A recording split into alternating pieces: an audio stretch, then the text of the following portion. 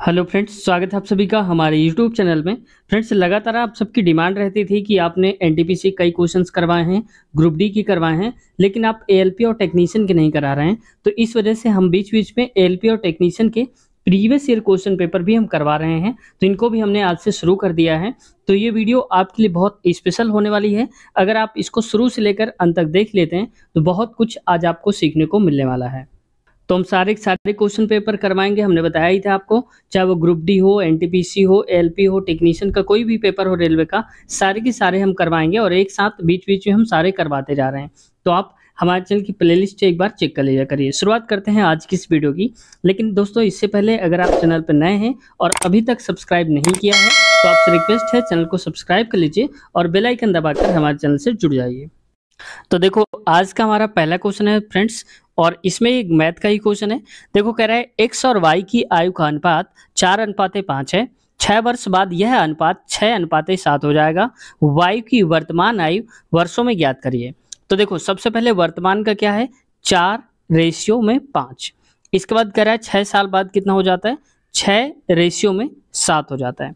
अब इनका अगर अंतर निकालोगे आप, या इसका सेम आ रहा है और इस वजह से दोनों का अंतर आ रहा है 2, तो हमारे हिसाब से 2 का अंतर है। और यहाँ पर कितने साल का, 6 साल का, तो कर दो 6, तो 1 की वैल्यू क्या हो जाएगी, 3, क्योंकि 2 से काटोगे ना इसको तो 3 आएगा।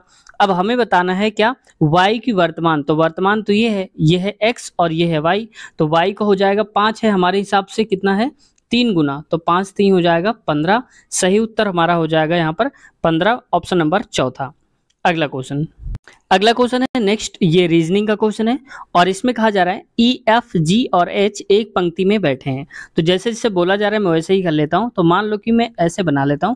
कितने लोग हैं पहले ये देख लेते हैं, 3 और 4 लोग हैं। तो 4 लोग का गैप बना लो, 1 2 3 और ये 4 लोग, ठीक है। अब कह रहा है एफ और एच एक दूसरे के बगल में बैठे हैं। लेकिन देखो, जब कभी ऐसा क्वेश्चन आता है तो आप ये देखा करो कि इनमें से किनारे वाला अगर हमको मिल जाए यहाँ पर या फिर यहाँ पर, तो सबसे पहले उनको आप रखा करो। ई और जी बगल में बैठे हैं, अभी यहाँ कुछ नहीं पता चल पा रहा है हमको, ठीक है। लेकिन यहाँ पर कह रहा है कि दोनों किनारों पर कौन बैठा है, और यही पूछ ही लिया है। हालांकि ज्यादा लोग नहीं तो हम बना सकते हैं, ई और जी एक दूसरे के बगल में बैठे हैं। अब देखिए, 4 लोग हमने जगह बना ली है। अब एफ और एच एक दूसरे के बगल में बैठे हैं और यहाँ पर जी जो है एफ एच के बगल में नहीं बैठना चाहता। तो मान लो हम एच को यहाँ पर कर दे रहे हैं, तो एफ एच एक दूसरे के बगल में है, तो एच यहाँ है तो एफ यहाँ पर हो जाएगा। अगला कह रहा है ई और जी एक दूसरे के बगल में है। तो देखो, या तो ई यहाँ होगा या तो जी यहाँ होगा, लेकिन हो सकता है जी यहाँ हो जाए, यहाँ हो जाए, ऐसा भी हो सकता है, फिक्स नहीं। लेकिन आगे पढ़ो, जी एच या एफ के बगल में नहीं बैठना चाहता, इसका मतलब एफ के बगल में जी तो नहीं बैठेगा, तो यहाँ पर तो नहीं आने वाला, तो जी आएगा यहाँ पर। इसके बाद बच जाएगा ई, तो ई हो जाएगा यहाँ, ठीक है। अब देखो, सारी कंडीशंस फॉलो हो रही हैं। कह रहा है कि एच ई के बगल में नहीं बैठना चाहता, तो एच और ई देखो अंतर ही तो है, एक साथ कहाँ बैठे हैं, ये यहाँ है ये यहाँ है। अब दोनों किनारों पर कौन बैठे हैं, तो देखो एच बैठा है और जी बैठा है, तो एक तरफ एच है एक तरफ जी है, तो ऑप्शन नंबर हमारा हो जाएगा तीसरा वाला सही उत्तर है। अगला क्वेश्चन है, यदि किसी चतुर्भुज का क्षेत्रफल 96 स्क्वायर सेंटीमीटर है और पहला विकर्ण 6 सेंटीमीटर हो तो इसके दूसरे विकर्ण की लंबाई बताना है। तो हमें पता है कि जो समचतुर्भुज का क्षेत्रफल होता है, एरिया बराबर होता है 1/2 इंटू में d1, मतलब डायगोनल पहला वाला विकर्ण गुणे में दूसरा विकर्ण। तो a की वैल्यू है 96, तो लिख दो 96, बराबर में हो जाएगा 1/2 गुणे d1, मतलब पहला विकर्ण 6 दिया है, दूसरा हमको पता करना है d2। तो 2 1 कम 2, 2 3 या 6 हो जाएगा। तो d2 की वैल्यू जो आ जाएगी वो d2 बराबर हो जाएगा 96/3। तो मैं इसको साफ साफ लिख देता हूँ, d2 इक्वल हो जाएगा 96/3। तो काट दो, 3 1 कम 3, 3 3 का 9, 3 दूनी 6, तो 32 आ जाएगा। तो d2 की वैल्यू हो जाएगी 32। तो यही देख लो, सही उत्तर हमारा ऑप्शन नंबर पहला ही है। अगला क्वेश्चन है, इसमें रीजनिंग का क्वेश्चन है। कह रहा है कि कूट में प्लस को गुणा निरूपित करें, ये ऐसे ऐसे करके साइन चेंज करना है। तो कह रहा है कि कौन सा आंसर आएगा, तो पहले हम इसको नोट कर लेते हैं। लिखा है 2 माइनस का 6 गुणे में 3 प्लस का 4। अब देखो माइनस है तो पहले 2 लिख लो, माइनस को क्या करना है, तो माइनस को क्या कर देता है यहाँ पर प्लस करना है, तो प्लस 6 लिख दो। और गुणे को क्या करना है, गुणे को भाग, तो यहाँ पर लिख दो भाग, और प्लस है जो प्लस को गुणा करना है तो गुणे हो जाएगा 4 यहाँ पर। समझ गए आप। तो यहाँ पर इसका मल्टीप्लाई आप कराएंगे तो हो जाएगा 2 प्लस का 3 दूनी तो आएगा 2 आएगा, गुणे में 4 आएगा, तो 4 दूनी 8, 2 10 होता है, तो सही उत्तर हो जाएगा हमारा 10, ऑप्शन नंबर सेकंड वाला। अगला क्वेश्चन है, निम्नलिखित में से उस चर वेरिएबल की पहचान करें जो गैस के व्यवहार के बारे में नहीं बताता है। जो गैस से संबंधित नहीं है, तो देखो तापमान गैस संबंधित हो सकता है, दाब भी और आयतन भी, लेकिन जो समय होता है वो गैस से संबंधित नहीं होता है। ऑप्शन नंबर चौथा हमारा सही उत्तर हो जाएगा।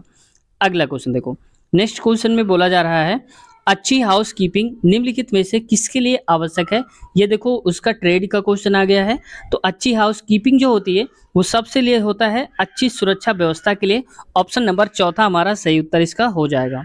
नेक्स्ट क्वेश्चन देखो, अगला है हमारा 7वां नंबर। इसमें कहा जा रहा है निम्नलिखित में से किसे भारत के पिकासो के रूप में जाना जाता है।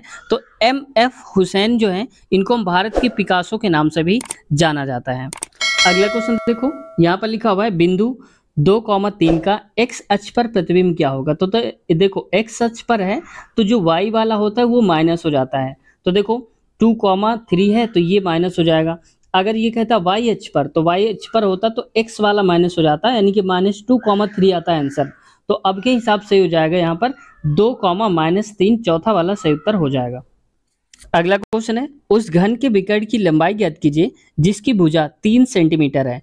अब देखो घन का विकर्ण बताना है, तो हमें विकर्ण बराबर जो होता है तो हम कहते हैं सबसे पहले यहाँ पर होता है, ये होता है सबसे पहले लिखते हैं जो विकर्ण दिया होता है तो विकर्ण हमें बताना है। तो इसमें से देखो भुजा है तो भुजा का स्क्वायर होता है बटे में, और यहाँ पर दिया होता है √3 करना होता है। तो देख लो इसको हम लिखेंगे 3 गुणे में 3 और बटे में √3 आएगा। इसको मैं और थोड़ा साफ कर देता हूँ, यहाँ पर लिख देता हूँ। तो यहाँ पर आएगा 3 गुणे में 3 और बटे में आएगा √3।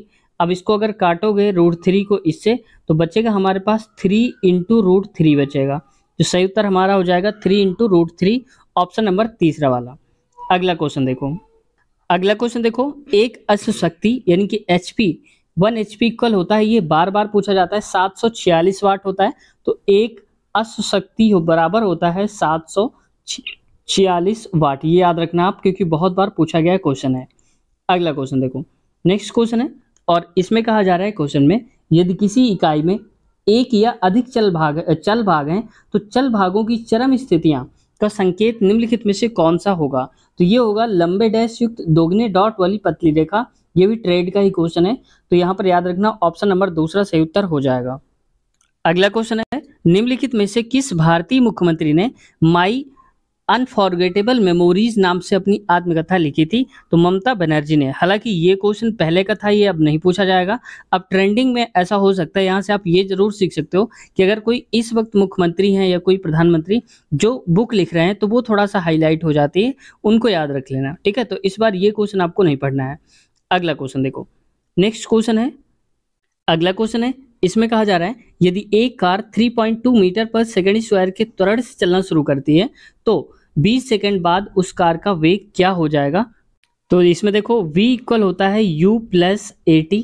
अब देखो वेग सेकंड वाला ये हो जाएगा और पहला वेग खड़ी रही होगी गाड़ी तो 0 रहा होगा क्योंकि वेग कोई नहीं होगा।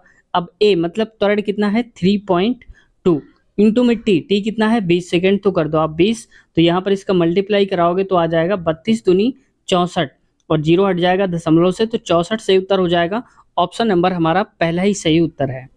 अगला क्वेश्चन देखो, नेक्स्ट क्वेश्चन है फ्रेंड्स, यहाँ पर कहा जा रहा है वह भौतिक स्थान जहाँ कंप्यूटर जानकारी संग्रहित करता है कहाँ पर, यानी कि जो कंप्यूटर होता है हमारा कहाँ पर अपनी जानकारी को इकट्ठा करता है उसको हम क्या कहते हैं, उसको हार्ड डिस्क बोलते हैं, HD के नाम से उसको हम जानते हैं, ये भी आप याद रखना। अगला क्वेश्चन है दो संख्याओं का LCM 48 है, उनका अनुपात 2:3 है, संख्याओं का योग ज्ञात करिए। अब देखो योग ज्ञात करना है, मतलब देखो एक संख्या 2 है दूसरी 3 है, तो 2 गुणे 3 क्या हो जाएगा 6 और 6 बराबर 48 के, तो 1 बराबर हो जाएगा 8। तो पहली संख्या क्या हो जाएगी हमारे हिसाब से 8, इसके हिसाब से 2, तो 8 गुणे 2 करोगे तो पहली संख्या आ जाएगी 16 और दूसरी में 8 गुणे 3 तो आ जाएगी 24। तो हमारे पास दो संख्याएं आ गई, एक 16 और एक 24। तो दोनों को हम जोड़ देते हैं 16 को और 24 को, तो 6 4 10, 2 1 3 1 4 यानी कि 40 आ जाएगा। तो संख्याओं का योग बताना था, योग हो गया 40, तो सही ऑप्शन हो जाएगा चौथा वाला। अगला क्वेश्चन देखो, नेक्स्ट क्वेश्चन पे कहा जा रहा है, जब आप 1 इंच को ब्रिटिश से एसआई में बदलते हैं तो यह डैश सेंटीमीटर हो जाता है। तो देखो कुल मिलाकर कहना चाहता है 1 इंच में कितने सेंटीमीटर होते हैं, तो ये होते हैं 2.54। ये ग्रुप डी में पूछा गया था, रिपीटेड क्वेश्चन है, याद रख लो आप, ऐसे क्वेश्चन को आप जरूर पढ़ लिया करो। तो 1 इंच में 2.54 सेंटीमीटर होता है। अगला क्वेश्चन, अब इस क्वेश्चन में बताना है 21, 22, 22, 23, 23, 24, 24, 24 का बहुलक ज्ञात करिए। तो बहुलक का मतलब होता है जो ज़्यादा बार रिपीट होता है। तो देखो अगर 22 को देखोगे तो केवल 2 बार आया है, 23 केवल 2 बार आया है, लेकिन 24 जो है वो 3 बार आया है। तो सबसे ज़्यादा बार रिपीटेड नंबर है 24। तो हमारा जो बहुलक हो जाएगा वो भी हो जाएगा 24। सही उत्तर हमारा ऑप्शन नंबर पहला ही हो जाएगा। नेक्स्ट क्वेश्चन देखो, अगला क्वेश्चन पे आते हैं। अगला क्वेश्चन है, इसमें कहा जा रहा है दी गई आकृति बनाने के लिए कम से कम कितनी रेखाओं की आवश्यकता होती है।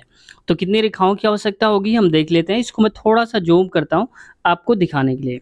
तो देखो इसमें 1 हो गई, 2, 3, 4, 5, 6 और ये 7, 8 और इधर वाली हो गई 9। तो टोटल हमारे पास 9 रेखाएं होंगी जो ये बनाने के लिए चाहिए होगा। तो देख लो ऑप्शन नंबर हमारा पहला ही सही है, पहला नंबर 9th का। अगला है, धातु की एक समान चालक का प्रतिरोध डैश होता है। तो चालक का जो प्रतिरोध होता है हमेशा क्षेत्रफल के व्युत्क्रमानुपाती होता है। ठीक है, तो R बराबर आपने देखा होगा रो L/A। तो देख लो इसका व्युत्क्रमानुपाती है R, व्युत्क्रमानुपाती 1/A। तो ऑप्शन नंबर हमारा हो जाएगा पहला ही सही उत्तर है।